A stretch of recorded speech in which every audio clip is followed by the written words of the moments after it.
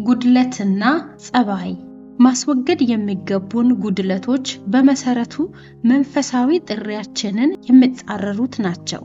ለማረም ጽኑ አቋም ካለን የጸባይ ጉድለቶች ቢኖሩም መቀበል ይቻላል። ጌታችን ጉድለታችንን ሁሉ ካስወገደልን በእኛ በኩል የምናደርገው ነገር አይኖርም። ውድቀት ምንም አይደለም። አሳሳቢው ነገር ከውድቀት አለመነሳት ነው።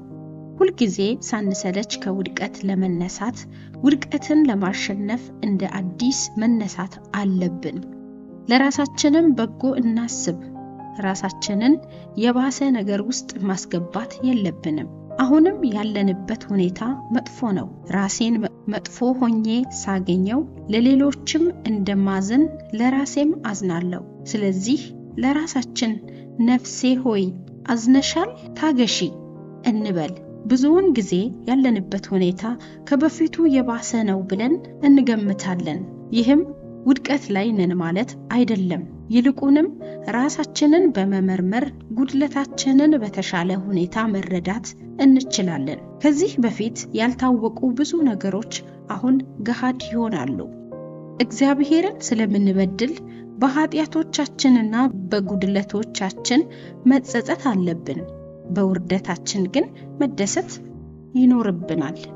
አንድን ጉድለት ስናሸንፍ ሌሎቹንም ብዙ ጉድለቶች እናሸንፋለን። ምክንያቱም አንድ ጉድለት በሌሎች ጉድለቶችም ውስጥ ብዙ መሰረቶች ስላሉት ነው። ቁርጥ ውሳኔ እናደርጋለን፣ ነገር ግን ሁልጊዜ ያው ነን።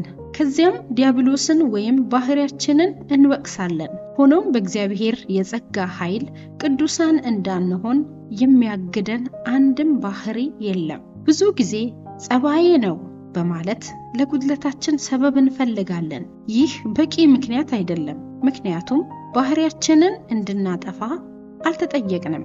ይልቁንም የተጠየቅነው እንደ የወይን ተክል እንድናስተካክለውና እንድንከረክመው፣ ማለትም ከመጀመሪያው ኃጢአት፣ ከቤተሰብ ከተሳሳተ ትምህርት ወይም ከራሳችን ቸልተኝነትና ተንኮል ከሚመነጭ ስህተት ሁሉ እንድናጠራው ነው።